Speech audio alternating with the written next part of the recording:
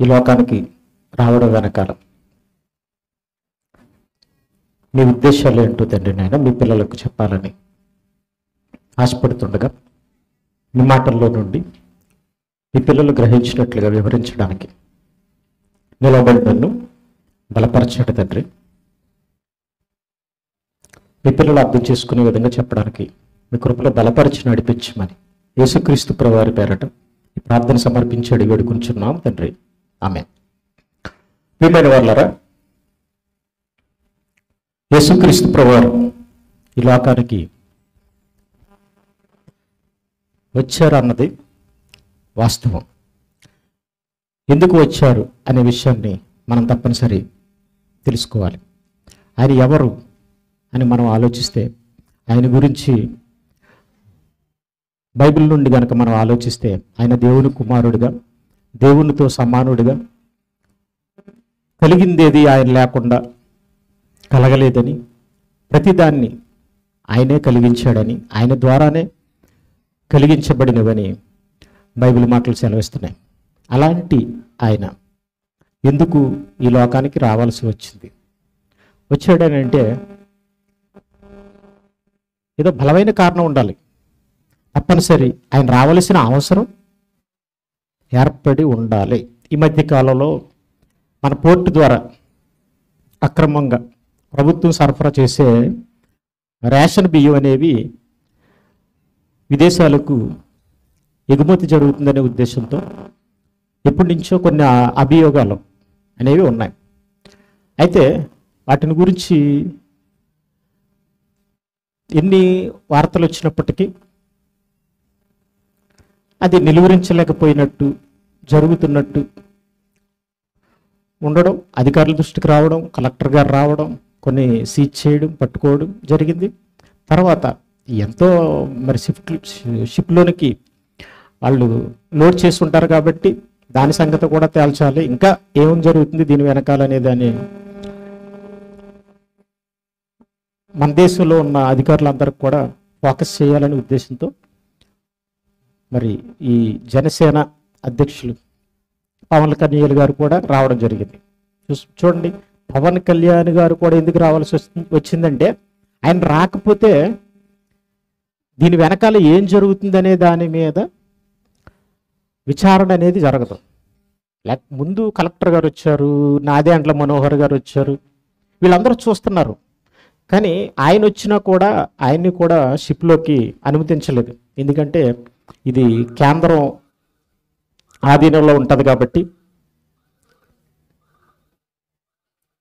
రాజకీయ నాయకులు ఎవరు కూడా షిప్లోకి ఎక్కకూడదనే ఉద్దేశంతో ఏం చేశారంటే ఆయన్ని షిప్లోనికి ఎక్కనివ్వలేదు.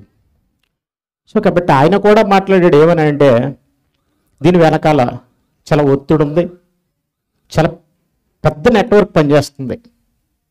అంటే చాలామంది రాజకీయ నాయకులు కానీ, బాగా పలుకుబడి ఉన్న వాళ్ళు కానీ 45,000 కోట్ల బియ్యం ఎగుమతి జరిగిందట. మన రేషన్ బియ్యం ఎంత అంటే, మన కిలో 2 రూపాయలైనా, ఒకవేళ రేషన్ షాప్ వాడి మీకు తిరిగిస్తే ఎంత? 10 రూపాయలు 12 రూపాయలకి అమ్మేసుకుంటారు. అంతే కదంటే, తినకుండా అమ్మేస్తారు. అది ఈ రాజకీయ నాయకులు ఎంతగా అమ్ముకుంటున్నారట? 70 రూపాయలకి అమ్ముకుంటున్నారట విదేశాలకి. వాళ్ళకి ఎంత కలిసి వస్తుందో ఆలోచించండి. సుమారు 60 రూపాయలు వాళ్ళకి ఎంత డబ్బు వస్తుందో. కాబట్టి ఆయన రావాల్సిన అవసరం ఏర్పడింది. ఓకే, ఇదంతా కూడా ఈ పరిసర ప్రాంతాల గురించిన లేదా మన దేశంలో జరుగుతున్న ఒక మాఫియా ఈ చాలా విషయాల్లో జరుగుతుంది. ఒక వైజాగ్లో అయితే టన్నుల డ్రగ్స్ పట్టుకున్నారు. కాబట్టి చాలా విషయాల్లో మాఫియా అనేది మనం మింగే మందుల విషయంలో కూడా జరుగుతుంది. దీన్ని ఎవరో కూడా నిలువరించడం అనేది చాలా కష్టం. కాబట్టి కొంచెం పెద్ద వాళ్ళు ఇన్వాల్వ్ అవ్వవలసిన పరిస్థితి కూడా కొన్ని సందర్భాల్లో ఉంటుంది. అలాగే మరి యేసుక్రీస్తు ప్రభువారు ప్రత్యేకంగా ఈ లోకానికి రావాలని అంటే దాని అవసరం ఏంటి? దేవునితో సమానంగా ఉన్న దేవుని కుమారుడు, ఈ లోకాన్ని కలిగించిన ఆయన, ఈ లోకానికి రావాల్సిన అవసరం ఏంటి అంటే ఆయన మాటల్లో చెప్పుకున్నాడు.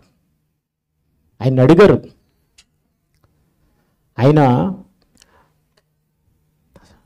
సాధారణమైన మనిషిలా బ్రతుకుతూ దేవుని మాటలు చెప్పాడు. ఆయన చెప్తూ కూడా ఆయన ఏమన్నాడంటే ఆయన గురించి రాజు అని చెప్పుకున్నాడు. నిజానికి ఆయన రాజు అంటే నిజంగానే రాజు. ఆయన రాజు అంటే మామూలు రాజు కాదు. రాజులకు రాజు, ప్రభువులకు ప్రభువు.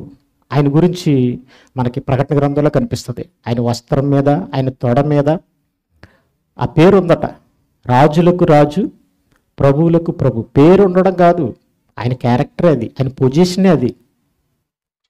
అంటే ఈ ప్రపంచంలో ఎంతమంది అయితే రాజులు ఉన్నారో వారందరికీ రాజు ఆయన, పైవాడు. అసలు ఈ ముల్లోకాల్లో ఎంతమంది అధికారులు ఉన్నారో వాళ్ళందరికంటే పై స్థానం ఎవరిది అనుకుంటున్నారు? యేసుక్రీస్తు ప్రభువారిది. అలాంటి ఆయన ఈ లోకానికి వచ్చినప్పుడు ఆ అధికారం కోసం మాట్లాడకుండా ఆయనకున్న అధికారం, ఆయన ఏం చెప్తున్నాడో ఆ విషయంలో రాజునని చెప్పుకున్నాడు ఆయన. ఎందుకంటే ఆయన చెప్పింది అంతకుముందు ఎవరూ చెప్పలేదు, ఆయన చెప్పడం అవసరం కాబట్టి ఆ విషయంలో నేనే రాజు. ఇప్పుడు ఎవరైనా ఏదైనా ఒక పనిలో నిష్ణాతులు అనుకుందాం, వాళ్ళు ఏమంటారంటే నేను కింగ్ని, నన్ను మించిన వాళ్ళు ఎవరు లేరంటారు.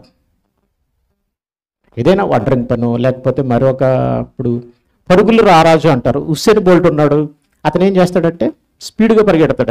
ఆయన ఏమంటారంటే పరుగులు రారాజు. పీటీ ఉషా మనకు తెలుసు, పరుగులు రాని అన్నారు ఆవిడ్ని. సో అలాగా ఈయన ఏం చెప్పుకున్నాడంటే సత్యం విషయంలో ఈయనకి మించిన వాళ్ళు లేరు కాబట్టి ఈయనే చెప్పగలడు. కాబట్టి ఆయన ఏమని చెప్పుకున్నాడంటే రాజుని అని చెప్పుకున్నారు. భూమి మీద ఉన్నప్పుడు రారాజుని అని చెప్పుకోలేదు, రాజుని అని చెప్పుకున్నాడు. చెప్పుకోవాలంటే రారాజు అని చెప్పుకోవచ్చు, ప్రభువులకు ప్రభువుని అని చెప్పుకోవచ్చు. ఇంకా చెప్పాలని అంటే పిలాతుకు కూడా నేనే రాజునని చెప్పొచ్చు. కానీ ఆయన అడిగితే ఏం చెప్పాడంటే యోహాను సువార్త 18:37 అందుకు పిలాతు, ఎందుకంటే రాజు కోపం రావాలంటే ఈయన మీద ఏదో ఒక అభియోగం మోపాలంటే రాజుకి ఎప్పుడు కోపం వస్తుంది? రాజు ఉండగా ఇంకొకరు నేను రాజుని అన్నాడు అనుకోండి, రాజుగారికి ఎలా ఉంటుంది? అమ్మో, రాజుగారికి వెంటనే కోపం వస్తుంది. కాబట్టి ఈయన రాజు అని చెప్పుకుంటున్నాడు, మీరే కదా రాజు, ఈయన ప్రజలను తిరగబడడానికి ప్రేరేపిస్తున్నాడు, మీ రాజ్యాన్ని లాక్కోవడానికి ప్రేరేపిస్తున్నాడు, ఇలా మాట్లాడుతున్నాడు అనే ఉద్దేశంతో ఆయన మీద అభియోగం మోపారు. అయితే పిలాతు అడిగాడు, నీవు రాజువా అన్నాడు. తెగదండి. ఎక్కడ ఉంది మనకి ఆ మాట? యోహాను సువార్త 18:37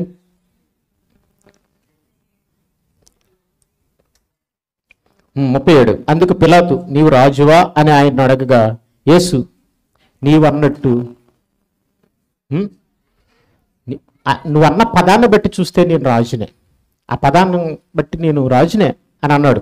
అంటే ఎందుకంటే ఆయన చెప్పాడు సత్యమును గురించి సాక్ష్యం ఇచ్చుటకు నేను పుట్టి తిరిగి. పైనుంచి కూడా చూద్దామండి 33 పిలాతు తిరిగి అధికార మందిరంలో ప్రవేశించి యేసును పిలిచి, యూదుల రాజు నీవేనా అని ఆయన అడగగా యేసు, నీ అంతట నీవే ఈ మాట అనుచున్నావా, లేక ఇతరులు నీతో నన్ను గురించి ఇది చెప్పిరా అని అడిగాను. ఇదేంటి, ఇది నీ అంతట నువ్వే అంటున్నావా, ఇతరులు ఎవరైనా నా మీద ఇలాంటి అభియోగం మోపారా, చెప్పారా అని అంటే అందుకు పిలాతు, నేను యూదున్నా ఏమి, నీ స్వజనమును ప్రధాన యాజకులను నాకు అప్పగించిరు కదా, నీవేమి చేసితివని అడగ్గా యేసు అప్పుడు అంటున్నాడు, నువ్వు ఏ ఉద్దేశంతో నన్ను రాజువా అని అడిగావో, కానీ నా రాజ్యం మాత్రం నీ రాజ్యాన్ని ఏదో లాగేసుకోవాలనే రాజ్యం కాదు. నీ రాజ్యం వేరు, నా రాజ్యం వేరు. నీ రాజ్యం ఈ లోక సంబంధమైంది, నా రాజ్యము ఈ లోక సంబంధమైంది కాదు అని అన్నాడు ఆయన. ఈ లోక సంబంధమైన నా రాజ్యం ఈ లోక సంబంధమైంది అయితే నన్ను మీ సేవకులు పట్టుకోకుండా నా శిష్యులు నీతో పోరాడుదురు, నా సేవకులు పోరాడుదురు. ఇప్పుడు ఎందుకంటే ఎలాంటి రాజు అయినా కూడా కొంతవరకు పోరాటం చేస్తాడు. అవతల వాళ్ళు పట్టుకోవాలనుకుంటే అతని మీదకి వస్తే సేవకులు పోరాటం చేస్తారు, కానీ ఈయన సేవకులు పోరాటం చేయలేదు. కాబట్టి నీకు అక్కడే తెలిసిపోవాలి, వస్తే నా సేవకులు ఎవరు పోరాటం చేయలేదు, నేను కూడా లొంగిపోయినా తప్ప యుద్ధం మాత్రం చేయలేదు. కాబట్టి నా రాజ్యం ఈ లోక సంబంధమైంది కాదన్నాడు. అయితే మళ్ళీ క్వశ్చన్ వచ్చింది, ఇదేంటి అంటే ఇతను కాదని అనలేదు కానీ అవునన్నే చెప్పుకున్నాడు. నీ రాజ్యం వేరు, నా రాజ్యం వేరు, నాది పక్కనున్న మరొక రాజ్యం అని చెప్పకుండా ఈ లోక సంబంధమైందే. పోనీ ఆయన మళ్ళీ తిరిగి అడిగాడు, నువ్వు రాజువా అని అడిగితే ఆయన చెప్పాడప్పుడు ఇంకా అర్థం కాలేదని అప్పుడు చెప్తున్నాడు అనమాట. సత్యమును గూర్చి సాక్ష్యం ఇచ్చుటకు నేను పుట్టి తిని. యేసుప్రభువారు ఎందుకు పుట్టారు? పండగ చేసుకోవడానికి పుట్టాడా, సందడి చేసుకోవడానికి పుట్టాడా? సత్యమును గురించి సాక్ష్యం ఇవ్వడానికి పుట్టాడా?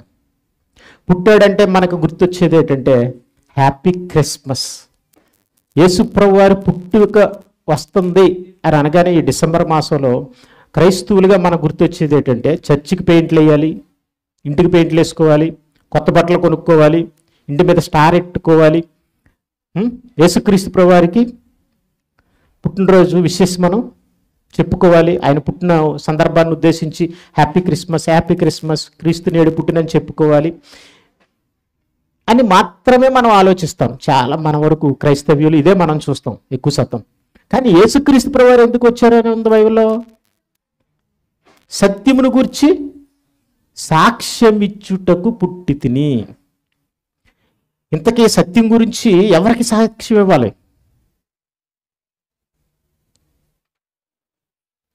ఆయన సత్యము గురించి సాక్ష్యం ఇవ్వడానికి పుట్టాడట.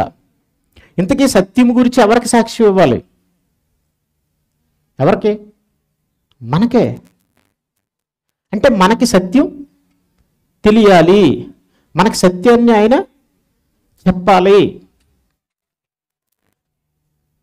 ఏంటి సత్యం తెలుసుకోవాలి మనం? ఇప్పుడు సత్యం అనగానే మీరు ఏమని చెప్తారంటే సత్యం అంటే నిజం, అబద్ధం కానిదే అంటారు. ఇప్పుడు ఒక వ్యక్తి ఏదైనా దొంగతనం చేస్తే చేసావా చేయలేదా అని మీరు అడుగుతారు. అడుగుతున్నప్పుడు అతను చేయలేదంటే మీరు ఏమంటారు? అబద్ధం చెప్పాడు అంటారు. చేశాను, ఎందుకు చేశానో ఎలా చేశాడో చెప్పినప్పుడు మనం ఏమంటాం? నిజమే చెప్తున్నాడు, సత్యం చెప్పాడు, ఒప్పుకున్నాడు అని అంటాం. అంటే ఒక వ్యక్తి ఏదైనా ఒక విషయాన్ని తప్పు మాట్లాడితే, దాచి మాట్లాడితే అబద్ధం చెప్పాడు అంటాం. ఆ విషయంలో ఉన్నది ఉన్నట్టుగా చెప్పితే నిజం చెప్పాడని, సత్యం చెప్పాడని మనం అంటాం. ఇంతకీ మనకి ఏ సత్యం గురించి చెప్పడానికి ఆయన వచ్చాడు? ఆయన పుట్టాలి, చెప్పాలి. మనం ఎవరైనా అబద్ధాలు మాట్లాడితే వాడు అబద్ధికుడు అని అంటాం. నిజాలు మాట్లాడుతుంటే అతను నిజాయితీపరుడు, సత్యవంతుడు అని మాట్లాడతాం. అయితే మరి ఏ సత్యం గురించి సాక్షి ఇవ్వడానికి పుట్టాడు? ఏ సత్యం గురించి చెప్పమంటారా? ఎందుకు పుట్టాల్సి వచ్చిందో తెలుసా? అసలు దేవుడు ఎవరో, ఈ భూమిని ఆయన ఎందుకు చేశాడో, ఈ భూమి మీద సమస్త జీవరాశిని ఎందుకు చేశాడో, అలాగే ఈ భూమి మీద మనిషిని ఎందుకు పుట్టించాడో, ఆ మనిషికి ఎందుకు కొంత జీవితకాలం ఇచ్చాడు, మరలా ఎందుకు వాళ్ళకి మరణాన్ని ఇచ్చాడు, మరణం తర్వాత మనిషి ఏమవుతాడో, అసలు మనిషి అంటే ఎవరు, ఇలాంటి విషయంలో మనుషులకు సత్యం తెలియదు, నిజాలు తెలియవు. అంటే దేవుని సంకల్పం, దేవుని ఉద్దేశాలు తెలియవు. నిజంగా తెలియవంటే తెలియవు. ప్రపంచంలో మీరు ఎవరినైనా అడగండి, దేవుడు ఎవరని అడగండి, అందరూ ఒకే సమాధానం చెప్తున్నారా? రకరకాల సమాధానాలు చెప్తున్నారా? రకరకాల సమాధానాలు ఉన్నప్పుడు, వీధికి దేవుడు మారిపోతున్నప్పుడు, ఊరికి దేవుడు మారిపోతున్నప్పుడు ఏది సత్యం? ఎవరిది వారిదే సత్యమా? లేదా సత్యమంటూ ఒకటి ఉందా? దీని వెనకాల నిజమంటూ ఉందా? ఉంటే అది అసలైన సత్యమా కాదా చెప్పాలి. అది మనిషికి అవసరమైన సత్యమా కాదా చెప్పాలి. చెప్పండి, అసలు మనిషికి అవసరమైంది ఏంటి? అసలు ఈ ప్రకృతిని ఎవరు చేశారో నిజం తెలియాలి. ఈ భూమి మీద మనుషుల్ని ఎవరు చేశారో ఆ నిజం కూడా తెలియాలి. మనిషి జీవితంలో అతను ఏం చేయాలి, ఎలా బ్రతకాలి అనే విషయంలో అతనికి అవసరమైన సత్యం తెలియాలి. అతను బ్రతుకుని ఎలా కొనసాగించాలో ఇలాంటి విషయంలో ఎవ్వరు ఎవ్వరు ఎవ్వరు ఎవ్వరు చెప్పలేదు. ఇలాంటి విషయాల్లో మనిషి జీవితం అబద్ధాల్లోనే కొనసాగిపోతుంది. ఇది ముమ్మాటికి నిజం నిజం నిజం, ఎవరు ఒప్పుకున్నా ఒప్పుకోకపోయినా. అందుకనే ఎవరు చెప్పినా సత్యం, ఎవరు చెప్పినా ఏవో కొన్ని సాకులు చెప్తారు. ఇప్పుడు నేను చెప్తున్నా, నా మీద కూడా గిట్టని పాస్టర్ అయినా, గిట్టని మన క్రైస్తవేతరులైనా ఏదో ఒకరు ఎవరో ఒకరు ఏదో ఒక విధంగా నిందించడం, మనల్ని తిరస్కరించడం మనకు జరుగుతుంది. ఇప్పుడు నేనే కొంచెం ఖచ్చితంగా చెప్పాను అనుకోండి, ఎవరో ఒకరు నన్ను పక్క నుంచి తిడతా ఉంటారు. మనం ఏదో తూతూ మందరంగా చెప్పుకుని పోయాం అనుకోండి, ఎవరు మాట్లాడరు.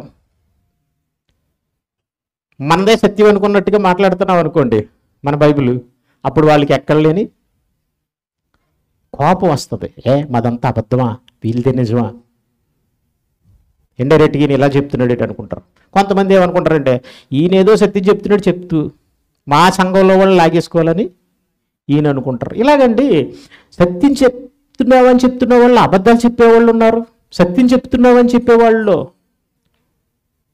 ద్వేషపూరితంగా ఉండేవాళ్ళు ఉన్నారు. కానీ నమ్మడానికి అవకాశం లేదు. కానీ సాక్షి ఇవ్వాలంటే ఎవరు ఇవ్వాలి? కరెక్ట్గా తెలిసిన వాడు ఉండాలి. సాక్ష్యం ఇవ్వాలంటే వాడు నమ్మకస్తుడై ఉండాలి. మనం మంచివాడి సాక్ష్యాన్ని నమ్ముతామా, చెడ్డవాడి సాక్ష్యాన్ని నమ్ముతామా? మంచివాడి సాక్ష్యాన్ని నమ్ముతాం. కాబట్టి దేవుడు మనం నమ్మడానికి ఇంకెవరిది నమ్మవని తెలిసి అర్థమైపోయి యేసుప్రభువారినే పంపించాడు. ఆయన నమ్మొచ్చు అండి, నమ్మొచ్చు. ఆయనలో ఏ మోసం ఉంది? పోనీ మనుషులు మోసం చేసి ఆయన ఏమన్నా ఆర్జించుకున్నాడా? ఏ మనిషినైనా తప్పు పట్టగలమేమో కానీ ప్రపంచంలో ఎవరు తప్పు పట్టకూడనివాడు, తప్పు పట్టలేరు కాదు, తప్పు పట్టకూడదు ఆ ఆలోచనకే ఆస్కారం అస్సలు లేదండి. ఆలోచించడానికి ఎక్కడుంది ఆయనలో?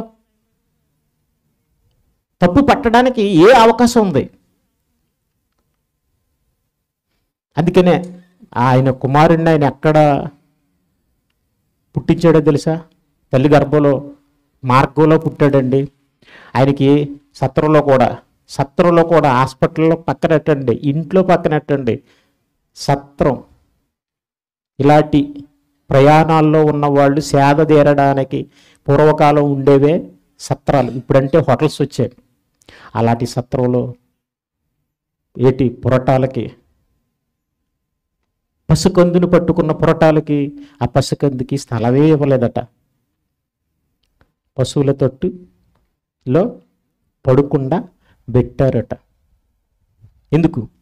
అలాగే ఆయన జీవితం అంతా ఎలా సాగిపోయిందంటే నక్కలకి, బొరియలు, ఆకాశ పక్షులకి గూళ్ళు ఉన్నాయట. మనిషి కుమారుడికి తలవాల్చుకోవడానికి చోటు లేదట. అంటే అసలు మనకలా ఏమి అనుభవించలేదు.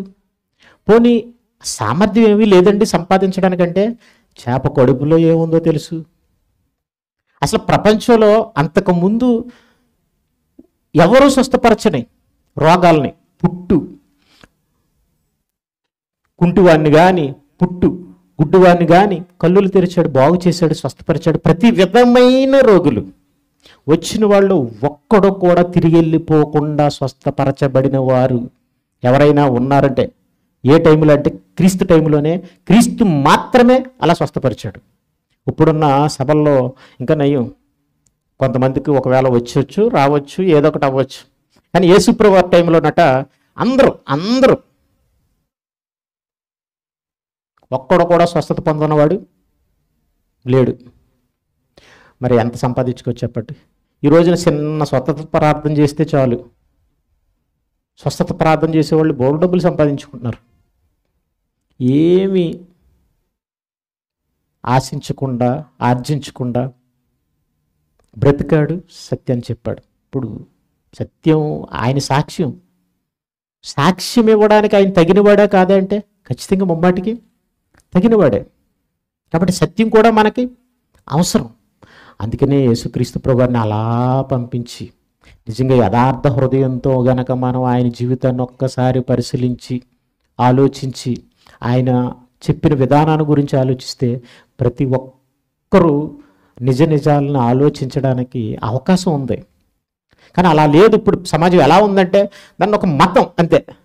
ఆయన గురించి ఎన్ని మాటలు రాయబడి ఉన్నా అవన్నీ పక్కన పెట్టి వీళ్ళేదో తగుదినమ్మా అని పేరంటల్లాగా ఎవరిని ఎవరు మాట్లాడమన్నారో తెలియదు కానీ అదొక మతం.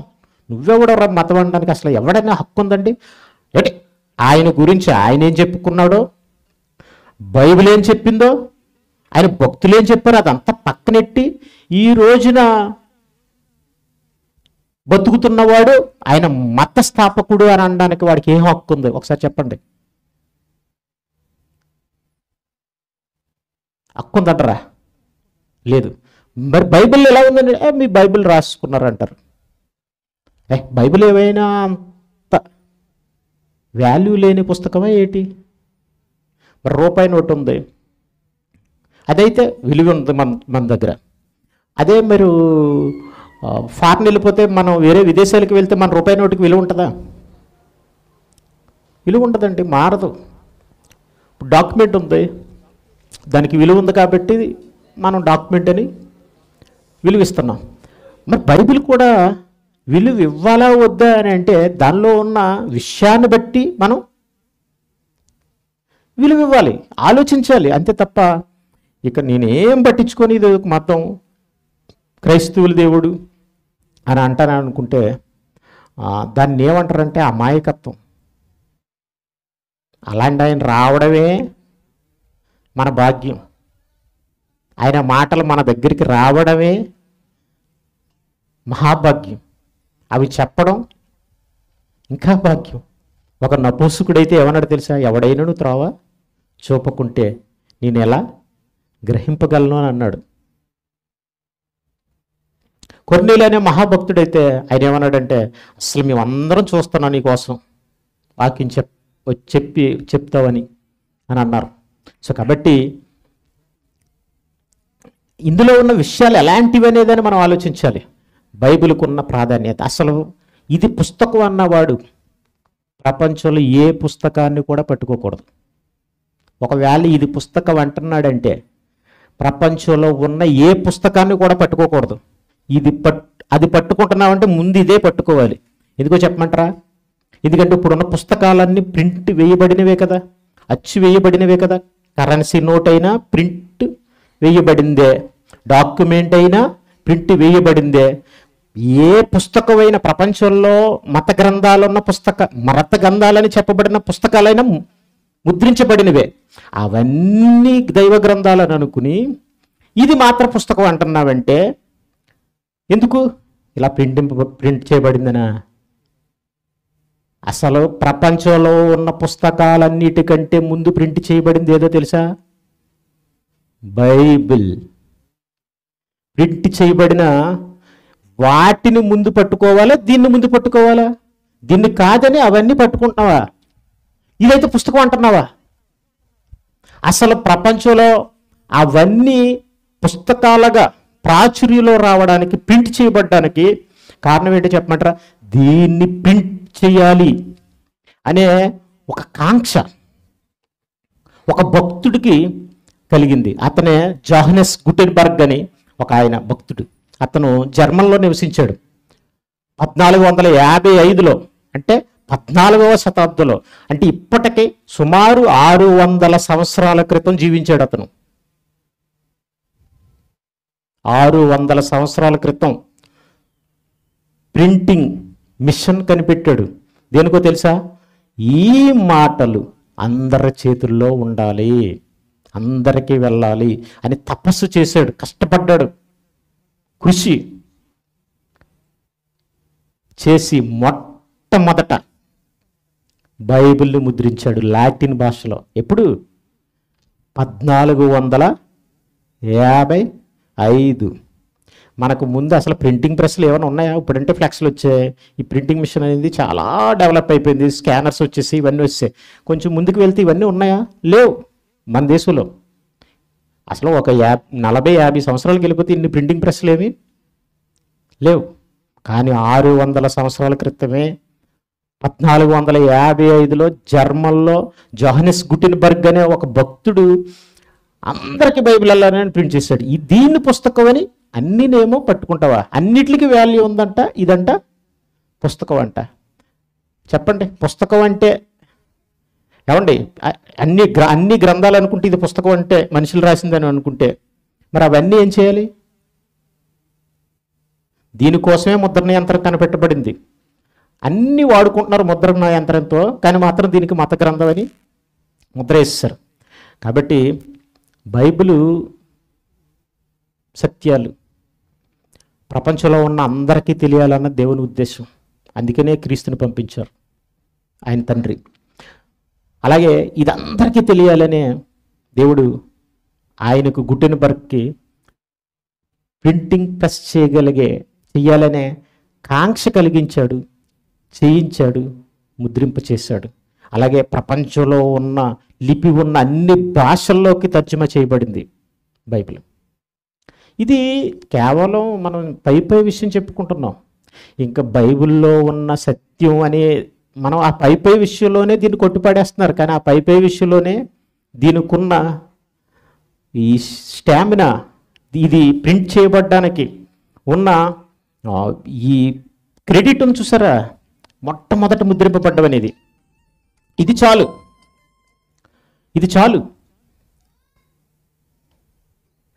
కాబట్టి ఈ దీనిలో ఉన్న విషయాలు మనం ఆలోచిద్దాం. ఏమంటాడంటే, సత్యమును గురించి సాక్ష్యం ఇచ్చుటకు నేను పుట్టి తిని,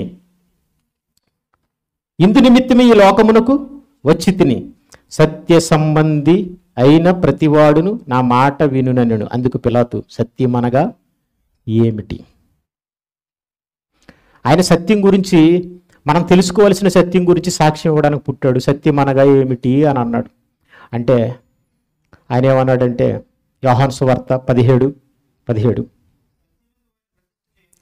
యోహాను సువార్త 17వ అధ్యాయం 17వ వచనం, సత్యమందు వారిని ప్రతిష్ఠ చెయ్యుము. అంటే వాళ్ళు సత్యం తెలుసుకోవాలి తండ్రి అని ప్రార్థించాడు ఆయన. మరి సత్యం అంటే ఏంటంటే ఆయన చెప్తున్నాడు, నీ వాక్యం అంటే, నీ అంటే దేవుని తండ్రి అయిన దేవుని మాటలే. వాక్యం అంటే మాటలు, నీ మాటలే సత్యం. అంటే ఆయన ఏమైతే తెలియాలని లేదా ఆయన ఏమైతే చెప్పాడో అదే సత్యం. అదే మనం తెలుసుకోవాలి, అదే నమ్మాలి. దాన్ని నమ్మే మన జీవితాన్ని, దాని ప్రకారంగానే మన జీవితాన్ని కొనసాగించాలి. ఇప్పుడు సత్యం అంటే ఏంటని ఆయన చెప్పాడు. ఆయన దేవుని మాటే. దేవుని మాటే సత్యమని మనం ఎలా తెలుసుకోగలం? ఏది దేవుని మాటో మనం ఎలా తెలుసుకోగలం? అబద్ధమైంది, నిజం కానిది ఏంటంటే అసత్యం, నిజమైంది సత్యం. ఇప్పుడు బైబిల్ మాటలు, ఒక మాట చెప్పబడింది బైబిల్లో, ఆ మాట ఎప్పుడు జరగలేదు అనుకుందాం. అప్పుడు బైబిల్ మాట ఏమైపోద్ది? అబద్ధం. అప్పుడు అదేమవుతుంది? అసత్యం అవుతుంది. కానీ బైబిల్ మాటలు జరిగాయి అనుకుందాం, అప్పుడు ఏమవుతుంది? బైబిల్ మాట సత్యం అవుతుంది. అంటే దేవుని మాట ఎప్పుడు కూడా సత్యమే, దేవుని మాట ఎప్పుడు కూడా అబద్ధం అవ్వదు. ఎందుకంటే ఒకవేళ మనిషి మాట అయినా అబద్ధం కావచ్చు, మనిషి మాటనైనా దేవుడు అబద్ధం చేయగలడు. ఎవరు? నాగేశ్వరరావు గారు అన్నారు ఒకసారి. ఏమన్నారంటే, నేను 110 సంవత్సరాలు 100 సంవత్సరాలు బతికేస్తానన్నాడు అనేసాడు ఒక ఆయన. ఒక స్టేట్మెంట్ ఇచ్చాడు ఆయన. ఇచ్చేటప్పటికి 90లోనే చచ్చిపోయాడు. ఇప్పుడు అతని మాట ఏమైంది? అబద్ధమైంది, అసత్యమైంది. కాబట్టి దేవుడు మనుషుల మాటలను కూడా అబద్ధం చేయగలడు. దేవుని మాట అనేది ఎప్పుడు తప్పిపోవడం అనేది, అబద్ధం అవ్వడం అనేది జరగదు. కాబట్టి ఆ మాటే సత్యం. కాబట్టి ఆ మాటలను బట్టి, అలా దేవుని మాటలు నిజమైతే అవి సత్యమని మనం నమ్మొచ్చు. ఇప్పుడు బైబిల్ మాటలు సత్యమా కాదా అనేదాన్ని మనం ఆలోచించాలి. బైబిల్ మాటలు సత్యమా కాదా అనేది మనకు తెలియాలంటే కీర్తనల గ్రంథం 85వ కీర్తన 11వ వచనం జాగ్రత్తగా వినండి కొంతసేపు.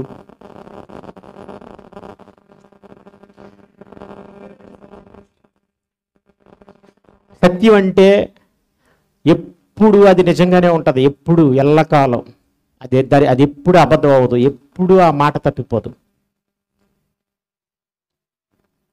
సత్యం అనేది ఎప్పుడూ సత్యమే, ఎప్పుడు దాన్ని ఎవరు మార్చలేరు. కాబట్టి బైబిల్ ఏం చెప్తుందంటే అసలు సత్యం అనేది బైబిల్లో ఉంది కాబట్టి ఇది మత గ్రంథం అంటున్నారు, మీ పుస్తకం అంటున్నారు. ఇంతకీ సత్యం అనేది ఎక్కడ ఉందో కూడా చెప్తున్నాడు. ఎక్కడుందో తెలుసా? సత్యం అనేది ఎక్కడుందో చెప్తున్నాడు. ఎక్కడంటే భూమిలో నుండి వస్తుంది అన్నాడు.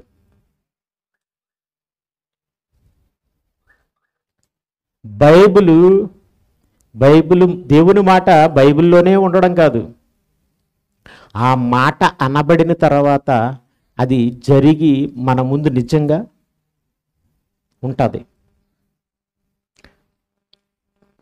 కాబట్టి ఏమంటున్నాడంటే భూమి నుండి సత్యము మొలుచును. భూమి నుండి సత్యం మొలుస్తుందా?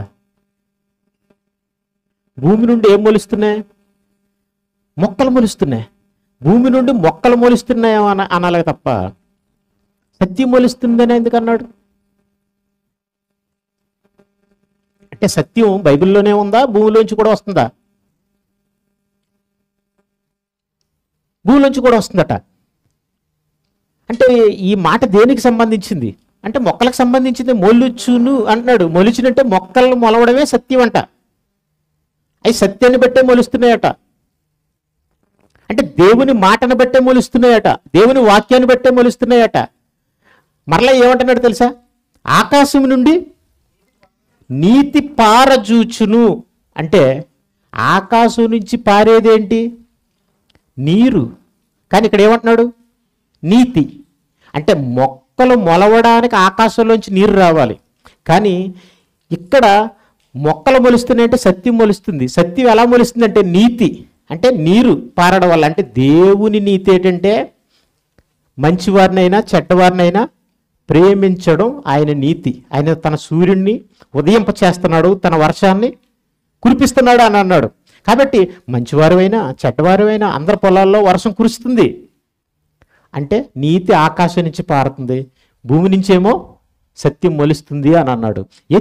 ఎందుకు అలా ఆ విధంగా మాట్లాడాడు? ఈ మొక్కలు మొలడం కోసం అని అంటే దేవుడు అలా ఎందుకు చెప్పించాడంటే మనకు అర్థం కావడానికి. సత్యం అనేది ఎలాంటిదో చెప్పడానికి. దానికి డెఫినిషను సత్యం అనేది జరిగి తీరుతుంది, నిరూపించబడుతుంది. అది ఎప్పటికీ నా మాటలు గతించమన్నాడు. అంటే సత్యానికి గతించే పరిస్థితి లేదు. ఏంటి భూమి నుండి సత్యం మొలిచినని ఎందుకు అన్నాడంటే అసలు మొక్కలు మొలిసింది ఎందుకంటే సత్యాన్ని బట్టి. మొక్కలు ఎందుకు మొలిచాయంటే సత్యాన్ని బట్టి. సత్యం అంటే ఏంటి? దేవుని వాక్యం, దేవుని మాట. ఆదికాండం 2వ అధ్యాయం 11వ వచనంలో ఒక మాట ఉంటుంది. ఏమని? 1వ అధ్యాయం 11వ వచనం.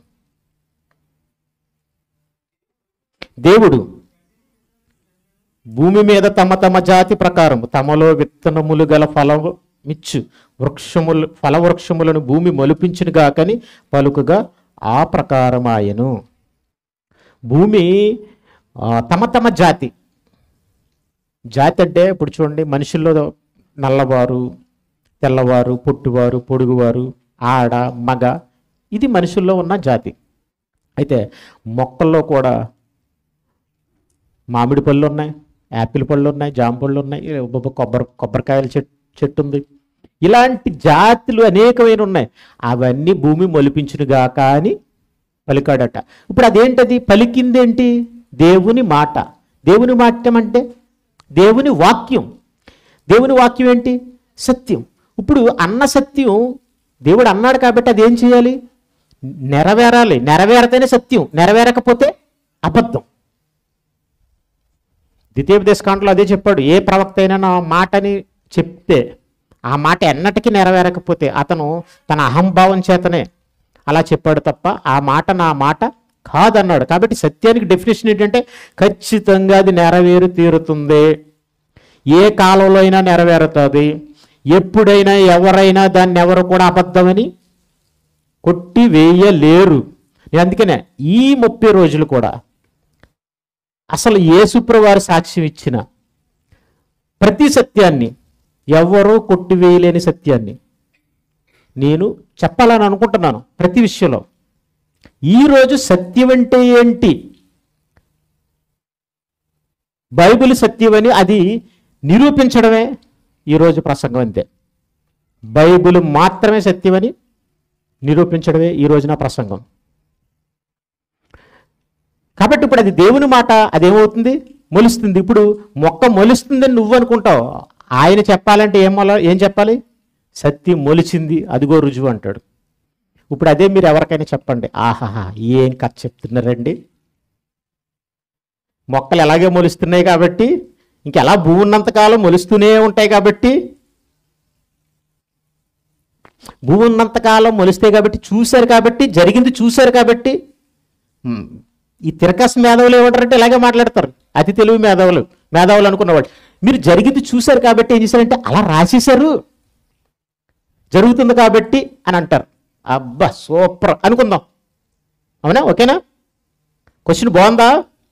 చాలా బాగుంది. పై చెప్పితే ఇలా అన్నావు, అయితే చూడంది చెప్తాడు, ఇప్పుడు ఏమంటావో చెప్పు, చెప్పమంటారా? పైది చెప్తాడు, కనిపించేది చెప్తాడు, కనిపించింది కూడా చెప్తాడు. దేవుడు నువ్వు ఇలా అంటే ఇలా తిరగేస్తే ఆయన ఏం చేస్తాడంటే మొత్తం నిన్నేం చేస్తాడంటే లోపల తీసుకెళ్ళిపోతాడు. అప్పుడు అర్థం అవుతుంది. ఇప్పుడు చూడండి, యోబు గ్రంథం 28వ అధ్యాయం. బైబిల్ పై చూసింది కాదు, చూసి రాసేసుకున్నది కాదు, చూడలేంది కూడా రాయబడింది. ఎప్పుడో తెలుసా? లోపలది చూడలేని టైంలో. యోబు గ్రంథం 28వ అధ్యాయం 5వ వచనం. భూమి నుండి ఆహారము పుట్టును, భూమి నుండి ఆహారం పుట్టును. ఎలా పుట్టును? మొక్కలు మొలవడం వలన పుట్టును. మొక్కలు ఎలా మొలిచును? దేవుని మాట సత్యం వలన అవి మొలుచును. సత్యం మొలుచును అన్నాడు.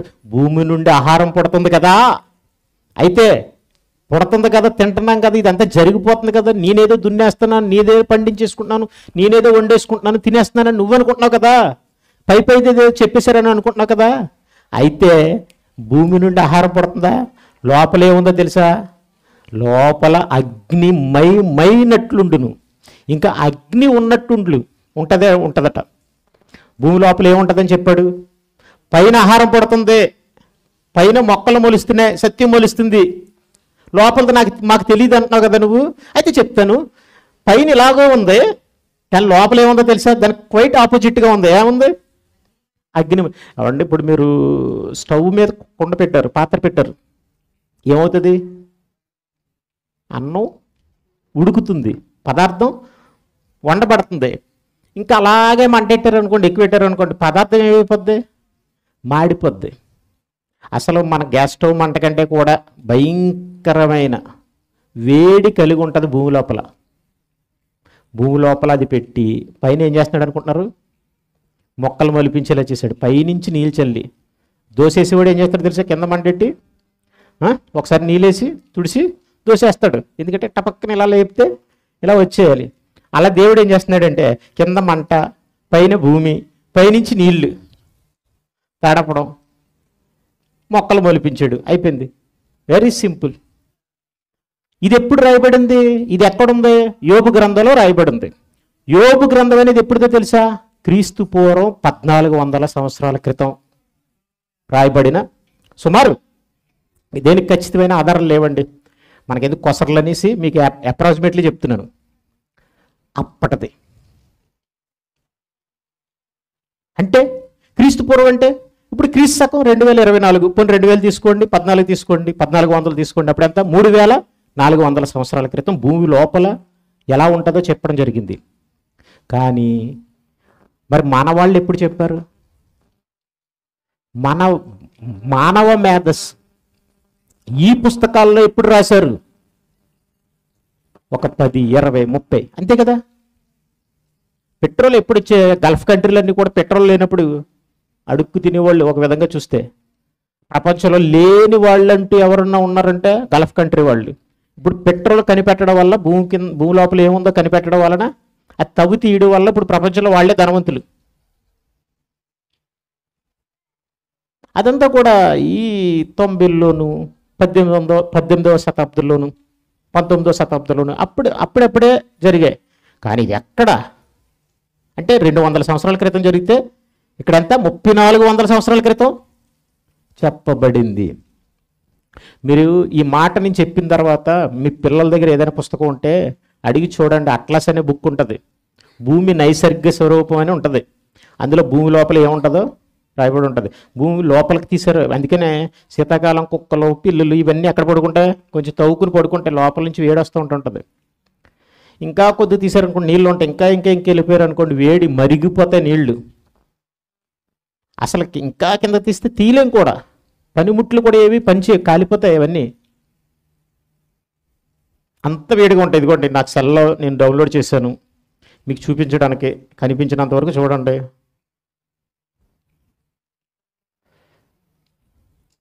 ఇదిగోండి కనిపించదు కదండి, వదిలి తీసేయండి. సూర్యుడు ఎలా ఉంటాడో సూర్యుని ఉపరితలంపై సూర్యుడికి దగ్గరికి వెళ్ళిపోతే పైన ఎలా ఉంటుందో అంత వేడి లోపల ఉంటుందట. ఎక్కడ? భూమి లోపల. అంటే ఇంచుమించు సూర్యునికి సమానంగా లోపల వేడి ఉంటుందట. సూర్యుడు ఎంతో దూరంలో ఉంటే ఇక్కడ మనకు ఆ కాంతికే కాలిపోతాం మనం. మరి లోపల అంత వేడి, లోపల ఇంకో సూర్యుడు ఉన్నాడు అనమాట. మనం ఆలోచిస్తే అగ్నిమయమైనట్లుండును. కానీ అలాంటి భూమిపైన ఎలా మొక్కలు మొలుస్తున్నాయి? సత్యం. మాట వచ్చిందంటే సత్యం. దాని బైబిల్ ఏమంటుందో తెలుసండి? యెషయా గ్రంథం 55వ అధ్యాయం 10-11 వచనాలు.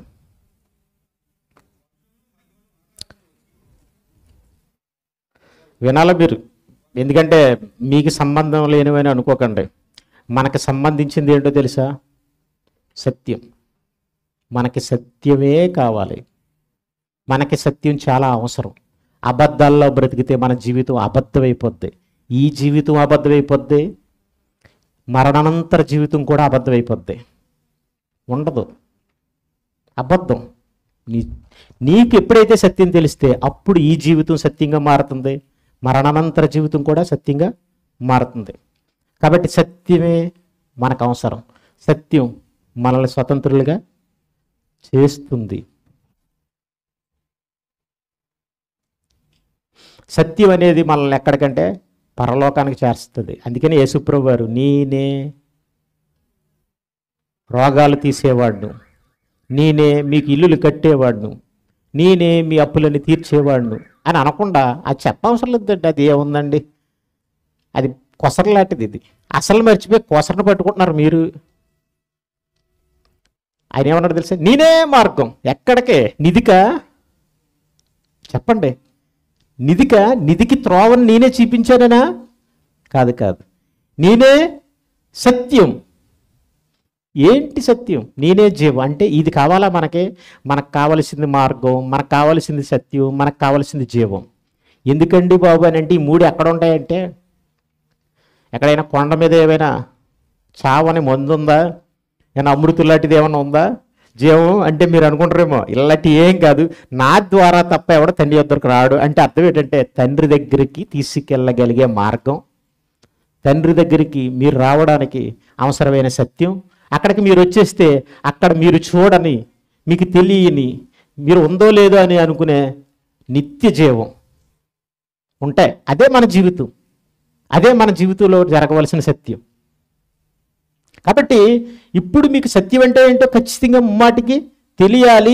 ఆ సత్యం సత్యంగా మీరు నమ్మాలి. ఆ సత్యం మీలో పనిచేయడం ప్రారంభించాలి.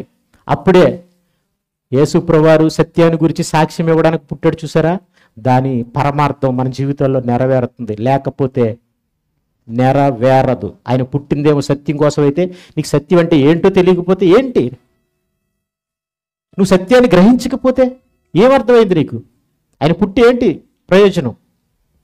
కాబట్టి కొంతసేపు మీరు ఓపిక పెట్టి ఆలోచించండి. చాలా నిరూపణగా ఉంటుంది, అక్కడిక్కడ కాదు కానీ మీ దగ్గరికి వస్తుంది. తిరిగి తిరిగి ఎక్కడికి వస్తుంది అనుకుంటున్నారు? ఏది సత్యమో అన్నది మీ దగ్గరికే వస్తుంది, మీ దగ్గరికే రావాలి. నేను రప్పిస్తాను, తీసుకెళ్తాను మిమ్మల్ని. చూడండి ఇప్పుడు ఈసారి యెషయా గ్రంథం 55వ అధ్యాయం 10-11 వచనాలు. వర్షమును హిమమును. బైబిల్ ఏం మాట్లాడుతుందో తెలుసా? బైబిల్ ఏం మాట్లాడుతుందో తెలుసా? వర్షమును హిమమును. వర్షం ఎక్కడి నుంచి వస్తుంది? పైనుంచి. హిమం మంచి ఎక్కడి నుంచి వస్తుంది? పైనుంచి. పైనుంచి వచ్చేవి అట్నుంచి ఇటు గాలిలోంచి ఎక్కడికైనా వెళ్ళిపోవాలి తప్ప భూమి మీదకి ఎందుకు వస్తున్నాయి? మంచు అండి అలా గాలిలోంచి వచ్చేది భూమి మీదకి రావడం ఎందుకు? అలా అలా ఎక్కడికో చోటకి వెళ్ళిపోవాలి కదా. వర్షం కూడా అంత దూరం ప్రయాణం చేసి ఇక్కడికి ఎందుకు రావాలి? ఒకసారి మీరు ఆలోచించండి. ఏంటంటే మనకు వర్షాలు ఎలా పడతాయంటారు మన వాళ్ళు? ఇక్కడ నీళ్ళు అక్కడికి ఆవిరైపోతాయంట. మరి అక్కడికి ఆవిరైపోయిన తర్వాత ఇక్కడికి రావడం ఎందుకు? అక్కడికి ఎందుకు వెళ్ళిపోతున్నాయి, మళ్ళీ ఎందుకు వస్తున్నాయి? ఆవిరవ్వడం మనకు తెలుసా? పోనీ మనకెవరికి తెలియదు. మనం చూస్తున్నావా? చూడట్లేదు. కానీ వర్షం మాత్రం పైనుంచి వస్తుంది. వచ్చి ఏం చేస్తుందో తెలుసా? వర్షం ఎందుకు వస్తుందో తెలుసా? కురిసేస్తుందని మీరు అనుకుంటారు. వర్షం కురకపోతే ఏం జరగదు తెలుసా మీకు? మనం అనుకుంటాం ఈ వర్షం ఏంటి ఇలా పట్టేస్తుంది, తుఫాను, ఈ వర్షాలు బాబాయ్ తగ్గట్లేదని అనుకుంటాం. వర్షం కురకపోతే నీకు మంచినీళ్ళు ఉండవు, నీకు తిండి ఉండదు. కురవాలంటారా వద్దంటారా?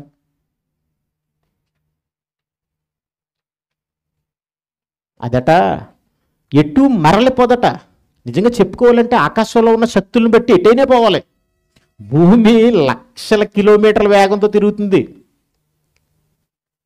తెలుసా? భూమి వేల కిలోమీటర్ల వేగంతో తిరుగుతుంది. అందుకే రాత్రి పగలు ఏర్పడుతున్నాయి.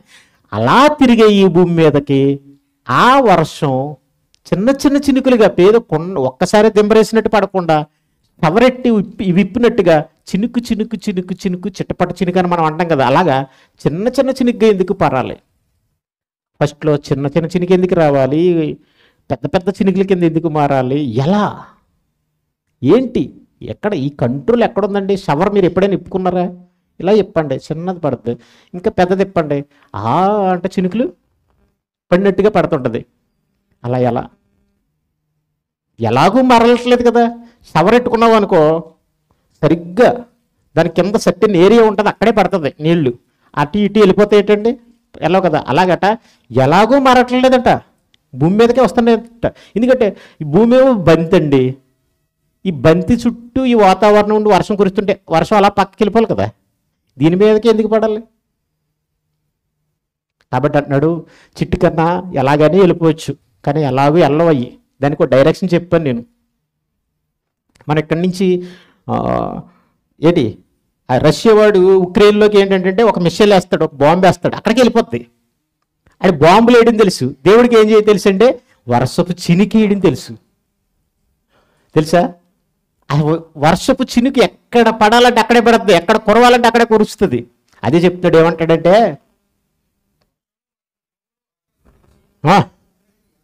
ఆకాశం ఆకాశం ఆకాశం ఆకాశం ఆకాశంలోనే అంతా జరుగుతుంది. ఎందుకంటే ఆకాశం కావలే ఆయన ఉన్నాడు, ఆయనే పైవాడు.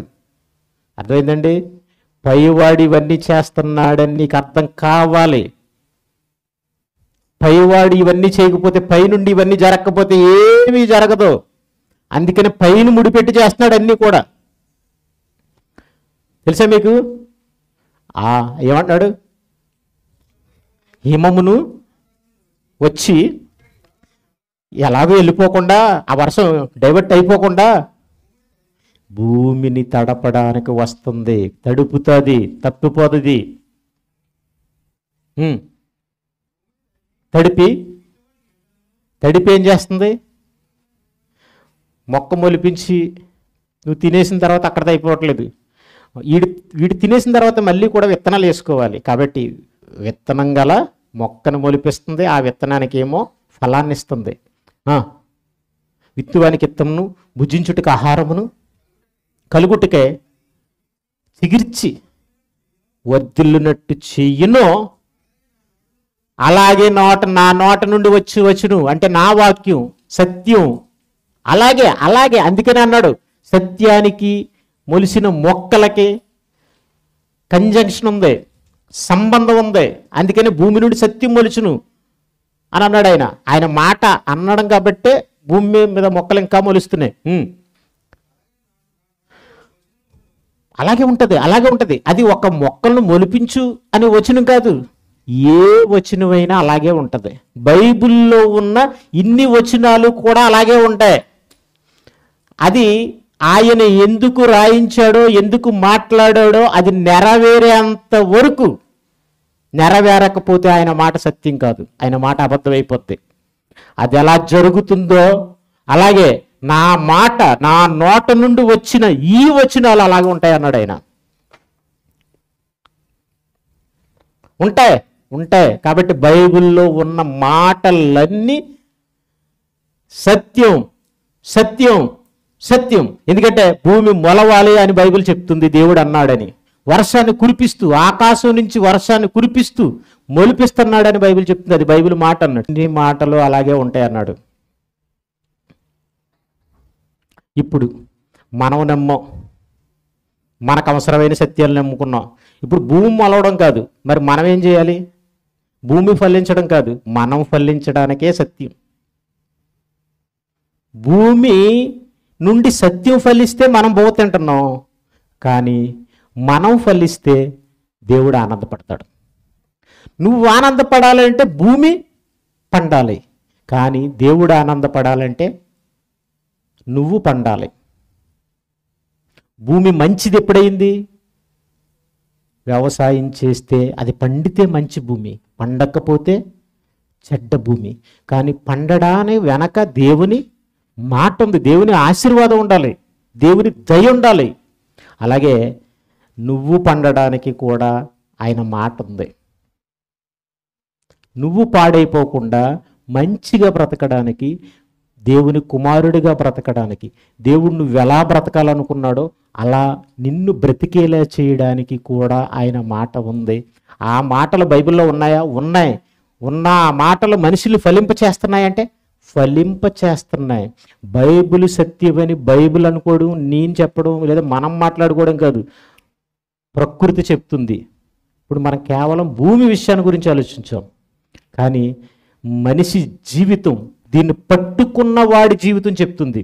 పట్టుకున్న వాడికి ఇంకెవడు ఏం చెప్పినా ఎక్కదు. బైబిల్ చెప్పిన తర్వాత అండి ఆయన అన్నాడు, నేను ఎవరి దగ్గరైనా తలుపు తీసాను అనుకోండి ఎవరు మూయలేరు. అసలు ప్రపంచంలో ఎవడో కూడా బైబిల్ సత్యమని నమ్మినోడిని అబద్ధమని నమ్మించలేడు. అసలు చంపైనా నిన్ను చంపేస్తాను రా బాబా అన్నా కూడా, ఎందుకంటే ఆయన అలా ఓపెన్ చేస్తాడు.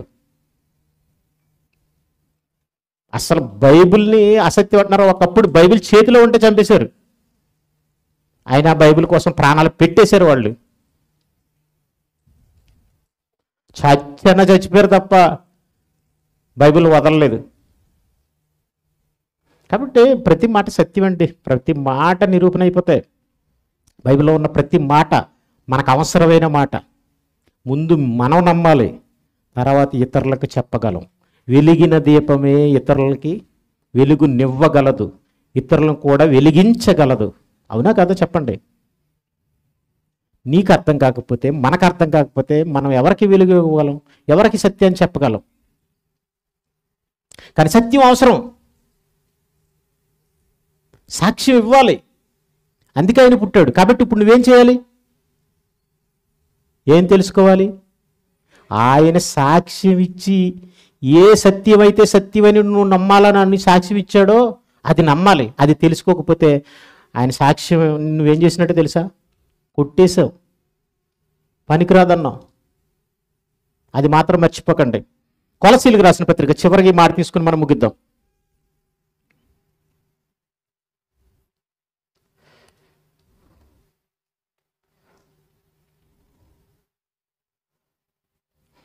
మొదటి అధ్యాయం 6వ వచనం.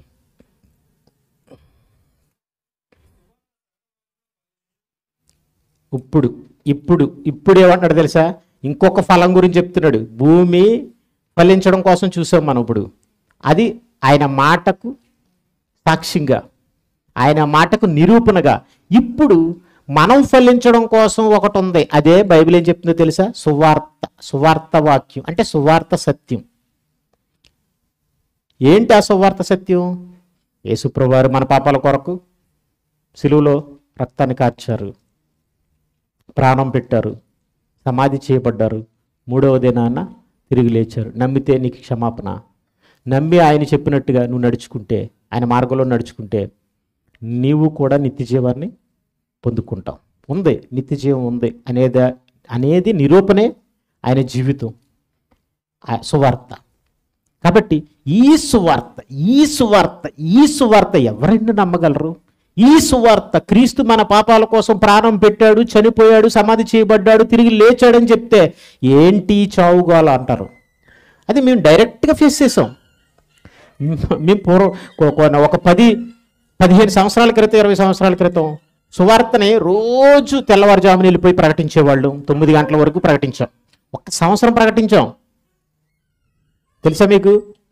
రోజు ప్రకటించాం 1 సంవత్సరం. ఎలాగో తెలుసా? కాకినాడ సరౌండింగ్స్ అంతా కూడా 10 కిలోమీటర్ల రేంజ్. కాబట్టి మా వాళ్ళు మేమందరం ఏం చేసుకున్నామంటే, మనం కాకినాడ అంతా రోజు చెప్దాం. ప్రతి దినం వాళ్ళు సువార్త చేశారు కాబట్టి మనం చేద్దాం అనుకున్నాం. అయితే ఎలా? 9 గంటలకు 10 గంటలకు ఎవరు డ్యూటీలు గాళ్ళు వెళ్ళిపోతారు కదా, మనం 5 గంటలకి ఒక ఏరియాని పెట్టుకుందాం, ఆ ఏరియాకి వెళ్దాం, చెప్దాం అనుకునేవాళ్ళు. మమ్మల్ని చూసి కొంతమంది బయలుదేరి వాళ్ళు ఏం చేశారు? ఆ వీధిలోకి వెళ్ళి ప్రార్థన చేసి వెళ్ళిపోయేవారు. ఈ వీధిని దీవించండి, ఈ వీధిని ఆశీర్వదించండి, రక్షించండి అని ఏదో ప్రార్థన చేసి వెళ్ళిపోయేవారు. మేమేం చెప్పేవాళ్ళు? సువార్త చెప్పేవాళ్ళు. సువార్త అంటే క్రీస్తు మన పాపాల నిమిత్తం రక్తం కార్చాడు నిమిత్తం ఆయన ప్రాణం పెట్టాడు, తిరిగి లేచాడు 3వ దినాన్ని చెప్పేవాళ్ళు. వాళ్ళు ఏమనివారు తెలుసా? ఏటయ్యా పొద్దున్న ఈ చావుగాలేటి మాకు అనేవారు. చావు గురించి మాట్లాడితే శుభవార్త అంటే ప్రపంచానికి కాదండి, చావు గురించి వద్దు. కానీ ఆ చావుని నమ్మినవాడు, ఆ మరణాన్ని నమ్మినవాడు ఏమైపోయాడు తెలుసా? ప్రపంచంలో మారిపోయాడు. మారిపోవడానికే, దేవుని కుమారుడిగా మారిపోవడానికే, మనిషిగా కాకుండా దేవుని కుమారుడిగా బ్రతకడానికే. ప్రపంచాన్ని అనుభవించాలనుకుంటుంది, ప్రపంచంలో సుఖపడాలనుకుంటుంది, ప్రపంచంలో ఎంజాయ్ చేయాలనుకుంటుంది. కానీ వద్దు, ఎంజాయ్ వద్దు, అన్ని కోరికలను అంచుకుందాం, దేవుని కోసం బ్రతుకుదాం. బ్రతికించడానికే ఈ మరణ సమాధి పునరుత్థానాలు, అదే సువార్త. అదే దాని గురించి ఏమన్నాడు తెలుసా? చదవండి ఇప్పుడు. ఈ సువార్త అంటే చావు వార్త, సిలువ వార్త అనుకున్నారు. కానీ అదేంటో తెలుసా? నిన్ను మార్చే వార్త, మనిషిని మార్చే, మనిషి ప్రవర్తన మార్చే మందేది చెప్పండి ప్రపంచంలో? ఒక తాగుబోతుని, ఒక తిరుగుబోతుని, ఒక దుర్మార్గుడిని, ఒక హంతకుడిని మార్చే మందేది ఉందా ప్రపంచంలో? ఒక క్రీస్తు సువార్తకే, క్రీస్తు మరణానికే ఉంది. అది మార్చినట్టుగా, ప్రపంచంలో మనిషిని మార్చినట్టుగా ప్రపంచంలో ఇంకెవ్వరు మార్చలేదు. దానికి సాక్ష్యం ప్రతి క్రైస్తవుడు, మారిన ప్రతి క్రైస్తవుడు. దానికి రుజువు మీరే. అవునా కదా చెప్పండి? ఇక్కడ ఎవరైనా నిజంగా మారి ఉంటే, అది నీ జీవితాన్ని మార్చిందంటే ఎలా మార్చిందో నీకు తెలీదా? ఎంత మార్పు నీలో తీసుకొచ్చిందో తెలీదా? ఆ మార్పు ప్రపంచంలో ఏదైనా నీకు అంతకుముందు తీసుకురాగలదా? లేదు. అది సువార్తనే సత్యానికి ఉన్న నిరూపణ. అవసరమండి. భూమి ఫలించడం ఎంత అవసరమో, ఆ ఫలించింది తింటున్నా నువ్వు. దేవుడికి కాకుండా, దేవుడికి నచ్చని బ్రతుకు, దేవుడు అసహించుకునే బ్రతుకు, దేవుణ్ణి పట్టించుకోకుండా బ్రతికే బ్రతుకు బ్రతకడం దేవుడు కోరుకుంటాడా? దేవుడికి ఇష్టమా? లేదు. అందుకనే సత్యం మాట్లాడాడంతే మారాలని ఒక కార్యక్రమాన్ని జరిగించాడు. ఆ కార్యక్రమాన్ని ప్రకటింపచేశాడు. కానీ అది నిరుపయోగం అయిపోతే, నిరర్థకం అయిపోతే అది సత్యం కాదు. కానీ అది నిరర్థకం అవ్వలేదు, ఫలిస్తుంది. సత్యం ఫలిస్తుంది. అదే సత్యం. చూడండి ఒకసారి మళ్ళీ చదవండి. ఈ సువార్త సర్వలోకములో అసలు భూమి అంతటా ఎలా మొక్కలు పడుతున్నాయి, ఇది సర్వలోకంలో ఫలిస్తుంది, ఫలించాలి. ఇది దేవుని మాట. భూమిని నిండించండి అని అన్నాడు. భూమిని నిండిన మనుషులందరూ ఏమవ్వాలి? ఫలించాలి దేవుడి కోసం. దేవుడు కోరుకున్న వారుగా బ్రతకాలి. ఈ సువార్త సర్వలోకంలో ఉన్న ప్రతి మనిషిని ఏం చేస్తుంది? మారుస్తుంది, ఫలింప చేస్తుంది. ఎప్పుడు ఎలా ఎందుకు అని అంటే చెప్తున్నాడు చూడండి. వ్యాపించుచు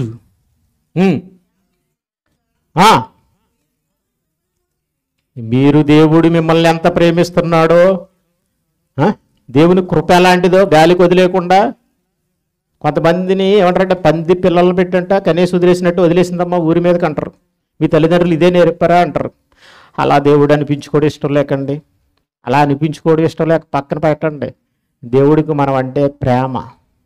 నిజంగా ప్రతి తల్లిదండ్రులు పిల్లల కోసం ప్రాణం పెట్టగలరో లేదో కానీ దేవుడికి మనం అంటే ప్రాణం పెట్టే అంత ప్రేమ. అందుకనే ప్రాణం పెట్టాడు. ఆయన కుమారుని ద్వారా ప్రాణం పెట్టించాడు. ఆ ప్రేమని చెప్పాడు.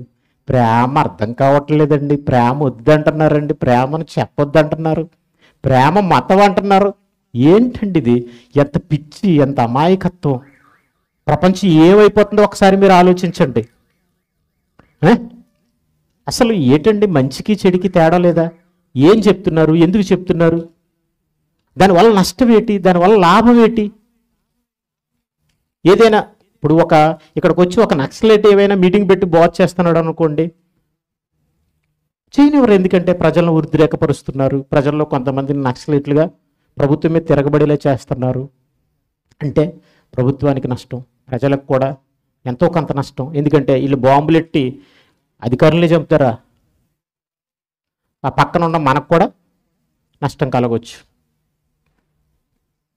కానీ ఏంటండి దీనివల్ల ఎవరికి నష్టం? ఈ గోల నష్టమా? పాటలు వేస్తున్నావు, మరి ఫంక్షన్లకు పాటలు వేస్తున్నావు. ఫంక్షన్లకు పాటలు వేస్తున్నారండి, వెళ్ళలేకపోతున్నాం. అంటావా మామ? అంటావా? ఇప్పుడు ఇంకొక దరిద్ర పాట ఏదో వచ్చింది, 5వ తారీఖు నుంచి ఎప్పటి నుంచో వస్తుందండి. ఏమైపోతారు చూసారా? నేను ఎందుకు చెప్తున్నానంటే ప్రపంచం తలకిందులు అయిపోయింది. ఇప్పుడు మన వాళ్ళు ఎలా సరి చేయడానికే ఈ సత్యం. ప్రపంచానికి ఏది మంచో ఏది చెడో తెలియట్లేదు.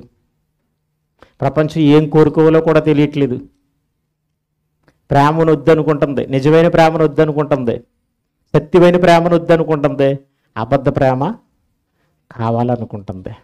అది ఇలాగ అంటాడు, 3,000 కావాలంటాడు, టిక్కెట్ 3,000 అంట, 2,000 అంట, బాబోయ్ అని గోలెడుతున్నారు. అదంతా అబద్ధమే కదండి. సినిమాలు ఇవన్నీ కూడా ఏంటి, అబద్ధమా నిజాలా?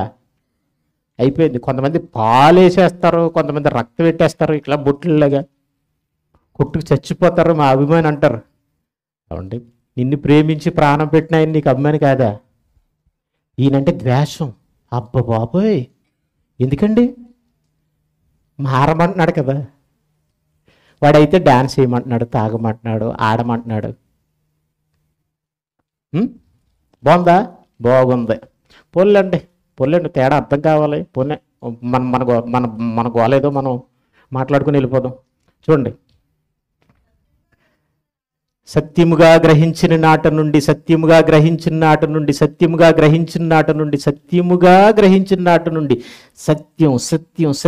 అని నమ్మితే చాలండి. నువ్వు గ్రహిస్తే చాలు, నీకు అర్థమైపోతే చాలు. ప్రపంచంలో నిన్నెవ్వరు ఇంకేం చేయలేరు, రివర్స్ చేయలేరు నిన్ను. అక్కడి నుంచి చిన్న వాక్యాన్ని నువ్వు సత్యాన్ని గ్రహించగలిగితే నీలో సహితం ఫలిస్తుంది, నీలో సహితం మార్పుని తీసుకొస్తుంది. అది ఏమన్నాడు తెలుసా? ఆత్మ ఫలాలు: ప్రేమ, సంతోషము, సమాధానము, దీర్ఘశాంతం, దయాళుత్వము. ఇవన్నీ అలా అలా అలా అలా నీ హృదయం మారిపోద్దు. ఒకసారి మీరు సువార్త నమ్మక ముందును నమ్మిన తర్వాతను మీ ఆలోచనలు లోపల మీ ఆలోచనలకి ఉన్న వ్యత్యాసం ఏంటో ఒకసారి చూసుకోండి. అదే ఫలం. ఆ ఫలం ఎలా వచ్చిందో తెలుసా? సత్యం వలన. ఇప్పుడు చెప్పండి, వాక్యం సత్యమే కాదో చెప్పండి. ఏదో బైబిల్ రాయబడి ఉంది అక్షరాలు నమ్మేస్తున్నాం కాదు. ఇక్కడ నిజ నిర్ధారణ జరుగుతుంది ఇక్కడ కదండి. అవునా కదా చెప్పండి. రుచి చూసిన వాడికే పండు రుచి తెలుస్తుంది. ఇది లోపలికి వస్తే అర్థమైతే ఏమవుతుంది తెలుసా? నీ జీవితం మారిపోద్ది, ఫలిస్తుంది. భూమి ఫలిస్తే ఆ భూమి మంచిది, మనకు ఆనందం. మరి మనం ఫలిస్తే మనిషి అంటే ఏంటనుకుంటున్నారు? దేవుని ఆత్మను కలిగిన దేవుని కుమారుడు. వాడు ఎలా ఉండాలో తెలుసా? సాక్షాత్తు దేవుని లక్షణాలు కలిగి ఉండాలి, మంచి లక్షణాలు కలిగి ఉండాలి. అవి లేవు మనిషిలో. కానీ ఆ లక్షణాలు తీసుకొచ్చే శక్తి దేనికి ఉందో తెలుసా? వాక్యానికి ఉంది. అది కూడా ఏ వాక్యం అంటే సువార్త వాక్యం. సువార్త అంటే క్రీస్తు మరణం. మరణం మరణం మరణం మార్చేసింది. ఈ వాక్యం మార్చింది. అంత బైబిల్లో ఉన్న వాక్యాలు అంత సత్యాలు. క్రీస్తు మరణం కూడా సత్యమే. అది సత్యం కాకపోతే నీలో మార్పు అనేది రాదు. మీకు తెలుసో తెలీదో, బైబిల్ చదివితే మనకు ఎలా ఉంటుంది? దేవుడు మనతో మాట్లాడుతున్నట్టుగా ఉంటుంది. దేవుడు మన పక్కనే ఉన్నట్టు ఉంటుంది. పక్కన కూర్చుని ఒళ్ళో కూర్చోబెట్టుకుని అమ్మ పలకదిద్దిచ్చినట్టు చదువుతుంటుంటే దేవుడు మనం మాట్లాడుకుంటున్నట్టు. ఫోన్లో మాట్లాడుతుంటే ఇతరులతో మనం మాట్లాడుకున్నట్టే కదా. అలాగా దేవుడు మనం మాట్లాడుకుంటున్నట్టు ఏదో ఫీలింగ్ అండి. దేవుడితో మాట్లాడేసి దేవుడు మాట్లాడేసింది వినేసినట్టుగా ఫీలింగ్ అయిపోయి మనసులో ఏదో అయిపోతుంటుంది. ఫీలింగ్ అనేది బైబిల్ బట్టే కలుగుతుంది. ప్రపంచంలో ఎన్ని పుస్తకాలు చదవలేదు మనం, చదువుకున్న వాళ్ళు. అలాంటి ఫీలింగ్ ఏం కలగలేదే, బైబిల్కి ఎలా కలిగింది? అది సత్యవంతే. ఏదో మూఢ విశ్వాసమా? మూఢ విశ్వాసం అయితే మంచివాడు మూడుడు ఎలాగ అవుతాడు? మంచిగా మారితే సిగరెట్ వదిలేశాడు, బ్రాంతి పాడేశాడు, మూడుడు ఎలాగ అవుతాడు చెప్పండి? మూఢత్వం ఎలా అవుతుంది? తేడా లేదండి. దేన్ని మూఢత్వం అనాలో దేన్ని మూఢత్వం అనకూడదో తెలియట్లేదు. మీలో సహితము ఫలించుచు వ్యాపించుచున్నది. చూసారా? కాబట్టి బైబిల్ సత్యమని యేసుప్రభువారు చెప్పారు. దేవుని మాట సత్యమని భూమి చెప్తుంది, ఆకాశం చెప్తుంది, మారిన క్రైస్తవుడి జీవితం చెబుతుంది. అవే రుజువులు. ఇంతకంటే రుజువులు ఏం కావాలి? కాబట్టి బైబిల్ సత్యం. నిన్ను మారిస్తే బైబిల్ నిజంగా నీకు సత్యమే. కాబట్టి ఆ సత్యం యేసుక్రీస్తు సాక్ష్యం ఇస్తే వచ్చింది, వచ్చి ప్రాణం పెడితే వచ్చింది. కాబట్టి నువ్వేం చేయాలి? ఆ సత్యం తెలుసుకోవాలి. ఆ సత్యం తెలుసుకోవడానికి నువ్వు బ్రతకాలి. ఆయన పుడితే మరి నువ్వెందుకు పుట్టావు? నువ్వు ఆయన కుమారుడిగా ఫలించి వెళ్ళిపోవడానికే. ఎలాగో నమ్మిన తర్వాత ఏం చెప్తావు? ఏం చేద్దాం? ఆయన పుట్టి వెళ్ళిపోయాడు, మరి అది ఎవరో చెప్పాలి? మనమే కదండి. దానికి వారధులు ఎవరు కావాలి? దానికి వారసులు మనమే, వారధులము మనమే. కాబట్టి ఇప్పుడు మేము 30 రోజులు ఏం చెప్తాం అనుకుంటున్నారు? సత్యాన్ని చెప్పుతాం. ఇది నిజమైన క్రీస్తు పుట్టుకను జరపడం. తెలుసా? నేను హ్యాపీ క్రిస్మస్, మెర్రీ క్రిస్మస్ అని 10 అనలేదు. కానీ క్రిస్మస్ అనే పదానికంటే మించిన సత్యం గురించి చెప్పాను, నిరూపించాను. ఇది కావాలి. ఇది చేశాడు ఎవరో? యేసుప్రభువారు. ఇది చేయడానికే వచ్చారు. ఓకేనా? అలా రేపు ఇలా 30 రోజులండి. మీరందరూ సత్యాన్ని తెలుసుకోవాలంటే, నిజమైన క్రిస్మస్ చేయాలంటే, యేసుప్రభువారు ఎవరనంటే నిన్ను వెంబడిస్తానంటే అన్నీ వదిలేసి వచ్చేయమన్నాడు. అలాగే 30 రోజులు మీకు ఎన్ని పనులు ఉన్నా అది కూడా ఈ 6-7 గంటల నుంచి ఎన్ని పనులు ఉన్నా వదిలేసి రండి, సత్యం తెలుస్తుంది. అసత్యం మిమ్మల్ని ఆనందింపచేస్తుంది, అసత్యం మిమ్మల్ని ఫలింపచేస్తుంది. తెలుసుకుంటే ఇంకా ఇంకా ఇంకా ఫలించేస్తుంటారు.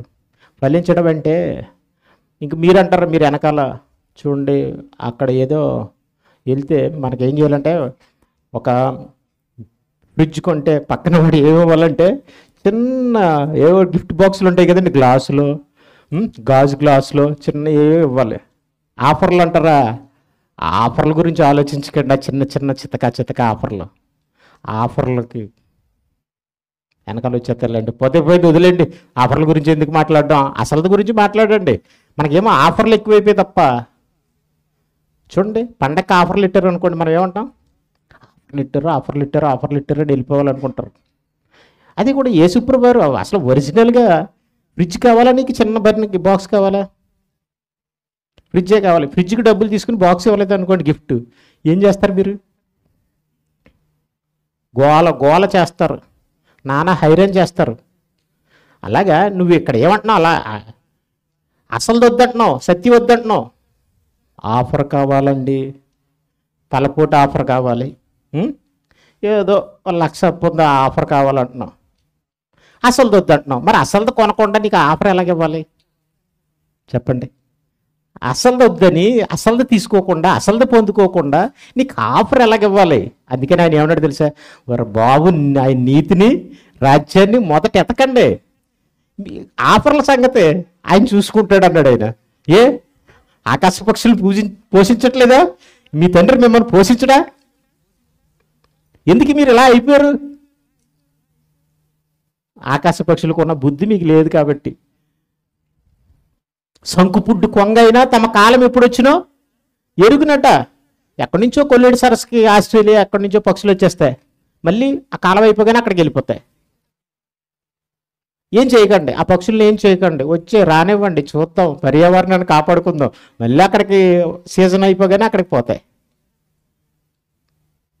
అలాగే నువ్వు వచ్చావు, పోవాలి కదా, నీకేది బుద్ధి? అవి ఎక్కడ ఉండాలో అక్కడే ఉంటున్నాయి, ఏ టైంలో ఎక్కడ ఉండాలో అక్కడే ఉంటున్నాయి. మనల్ని ఆనందపరుస్తున్నాయి, మనకు కనిపిస్తున్నాయి దేవుని సృష్టిని. మనకి దేవుని సృష్టి అనేవి సాక్షాత్కరిస్తున్నాయి, సాక్షిస్తున్నాయి దేవుడే మమ్మల్ని చేశాడని. ఆ అందాన్ని, ఆ స్ట్రక్చర్ని చూసినప్పుడు మనం మైమర్చిపోం, ముగ్ధులు అయిపోం. చిన్న పాలపెట్టని చూడగానే అమ్మమ్మ పాలపెట్టని అయిపోతాం. అలా అనుకోలేని దేవుడు అనుకున్నాడు, దాని వెనకాల దేవుడు ఉన్నాడని నువ్వు అనుకోవాలనుకున్నాడు. అలా వాటికి ఉన్నప్పటి తెలివి నీకు లేకుండా నువ్వు ఆఫర్ల గురించి ఆలోచిస్తే ఎలాగా? నేను ఎప్పుడు ఇలాగే చెప్తానండి, నచ్చకపోతే మరి నేనేం చేయలేను. ఆఫర్ల గురించి చెప్పి మోసగాడు ఆఫర్ గురించి చెప్తాడు, మంచివాడు అసలు చెప్తాడు. ఆఫర్ల గురించి మనం మాట్లాడడం అవసరం లేదు. అసలు తీసుకుంటే కొసర ఆటోమేటిక్గా వచ్చేది. మన తండ్రి కొసర వేయలేని వాళ్ళు కాదులేండి, ఇంకొంచెం వెయ్యండి, ఇంకొంచెం వెయ్యండి. పచ్చడి వేసేవాడు పచ్చడి వేస్తున్నాడు కదా, ఇంకొంచెం వెయ్యండి, ఇంకొంచెం వేయండి అని అడుగుతారు. మీరు సత్యం తీసుకుంటే దేవుడు ఏమైనా వేయడం మానేస్తాడు ఏంటి? మీరు అసలు తీసుకోకపోతే మొత్తానికి మోసం అవుతుంది. కాబట్టి అసలు సత్యమే, అది తీసుకోండి, మీ హృదయాన్ని సత్యంతో నింపుకోండి, గ్రహించండి, అది కావాలి. ప్రపంచం అడుక్కు తింటున్నా మిమ్మల్ని మాత్రం పోషిస్తాడు దేవుడు. 3.5 ఏండ్ల కరువు కాలం. ఏలియా దేవుని భక్తుడు, ప్రవక్త, రాజుకి ఎదురు నిలిచినవాడు సత్యం కోసం, దేవుని కోసం. కాకులు తెచ్చే చంటి పిల్లాడు చేతిలో రొట్టె ముక్కలు ఎత్తుకెళ్ళిపోయి కాకులు ఏం తెచ్చే తెలుసా? రొట్టెలు తెచ్చే, మాంసం తెచ్చే. ఎక్కడికండి? ఎక్కడో మూలనున్న దేవుడు ఎక్కడ నీళ్ళు ఉంటాయి కూడా చెప్పాడు, అక్కడికి వెళ్ళి ఉన్నాడు. చెప్పండి, ఆఫర్ల కోసం నువ్వు వెళ్ళవసరం లేదు, నీకు పరిగెట్టుకుని వచ్చేస్తాయి. కాబట్టి ఇవన్నీ నేను ఎందుకు చెప్తున్నానంటే, ముందు సత్యాన్ని నమ్మండి, సత్యాన్ని వెంబడించండి, సత్యం కోసం పరుగులు పెట్టండి. ఓకే, ప్రార్థన చేసుకుందాం, సెలవు తీసుకుందాం. తండ్రి నాయన, మీ పిల్లలకు మొదటి రోజు అసలు సత్యం అంటే ఏంటి, మీ మాటే సత్యమని, మీ వాక్యమే సత్యమని, అది ఎలా సత్యమో, ఎలా మా మధ్యన నిరూపణ జరుగుతుందో అనే విషయాలు, మీ పిల్లల జీవితాల్లో కూడా అది ఎలా ఫలింపచేస్తుందో, మీ పిల్లల జీవితాలు ఎలా మార్చుతుందో నాయన, ఇవన్నీ మీ పిల్లలు విన్నారు.